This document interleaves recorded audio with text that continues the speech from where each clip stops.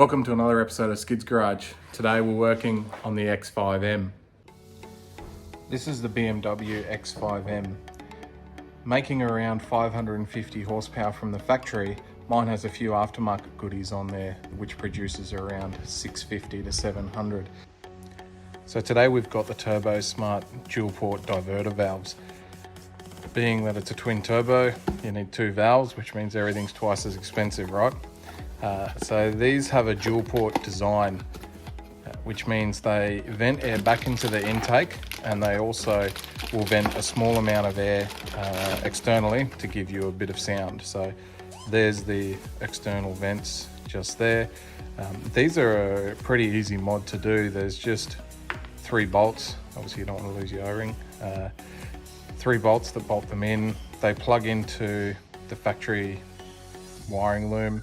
No real modifications to be made, and they sound pretty good. Many people ask what diverter valves actually do, how they're different to a blow-off valve. You'll notice that obviously it's all electronic controlled. There's no vacuum line. On a normal blow-off valve you'd see a vacuum line there. These are all ECU controlled. They tend to work in reverse, so these will actually hold boost a lot better, whereas a blow-off valve is designed to let off boost, whereas these push down, hold boost better. They're meant to provide more response, but the best part is it's all about the sound. Actually, that's not the best part. The best part is when you buy parts and you get a sticker. And because you buy 2, you get 2 stickers. So the great thing with the X5M, the stock diverter valves are basically just under here and here. To get access to them, we just remove the airbox, which is pretty simple. It just lifts up from here, and we just undo the factory clamps on each side. So let's get that done.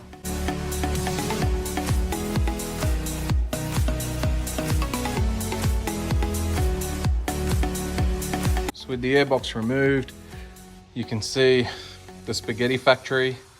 The good thing is diverter valves are just there, so pretty easy to remove. So these use a T25 Torx bit.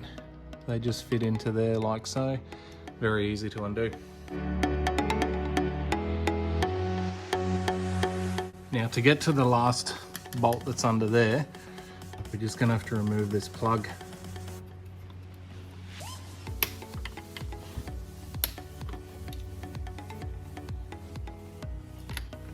Once you've loosened the metal bit, you just push it back on, like so.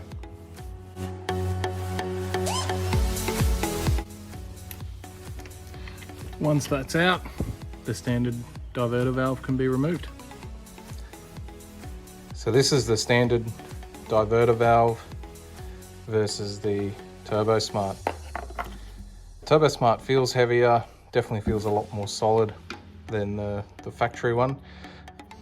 This part here, that's moving very easily, and that even that O-ring, I don't know if you can see just in there, as I move that down, it's almost like it's rolling on itself, whereas this one here has a much better feel to it. The kit does come with new bolts.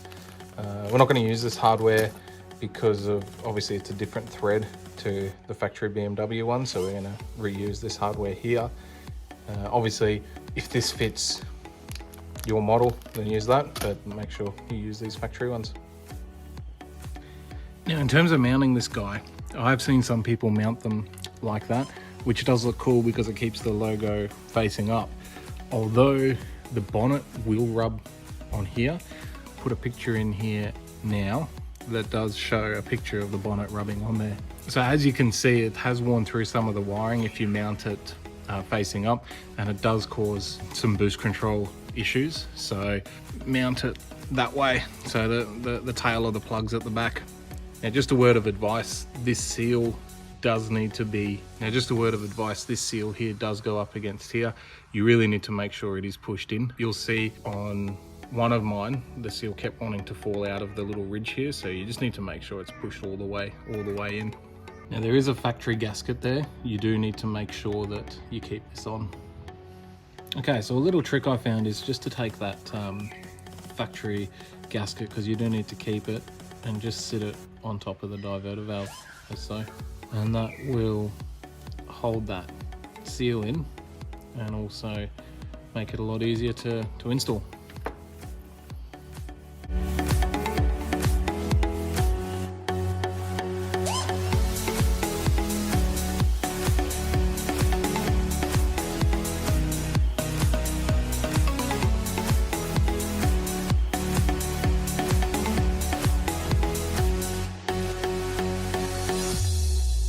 So there we have one side installed. Now what we've got to do is just plug the loom in.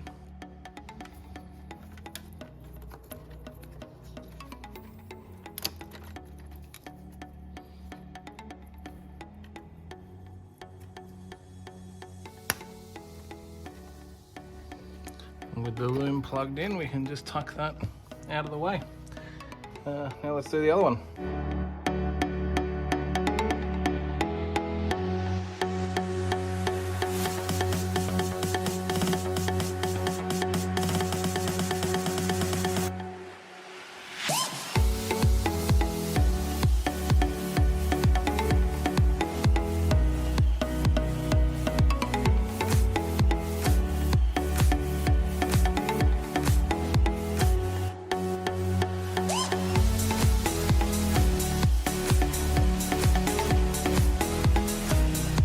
Now, just like the other side, it's a simple matter of plugging it in, and she's done. So now the airbox goes in, and we do that like that. All right, so we've got the car running. Let's give it a few revs, and we'll see if we can hear them.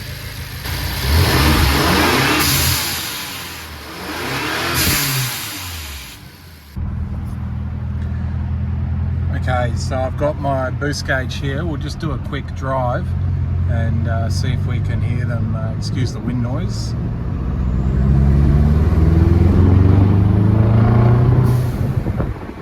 So there you have it. Sounds pretty cool. I think it's probably not to everyone's taste. It does remind me of my younger days where I used to put massive bobs on my old 180SX. Will it gain any performance? If your old diverter valves are in good condition, probably not. Whereas if your old diverter valves are leaking boost, then yes, you will gain performance out of this. Do you feel it when you're driving? I just went for a trip around the block, so I probably won't notice anything in that. Once I go for a longer drive, I probably will feel that it is more responsive and the boost does build a bit quicker. Is it worth doing? Well, I got them on special. RRP, they're around 350 Australian each. I managed to get both of them for around that price. So yeah, I for 350 bucks, it's probably worthwhile doing. So yeah, it's pretty sweet. Thanks for tuning into Skid's Garage. Coming up soon, we will hopefully have some more X5M content and have some more 180 stuff going on. I've got a few drift events coming up, so you can follow me for the prep and what we do with that. Yeah, again, thanks for tuning in. Bye.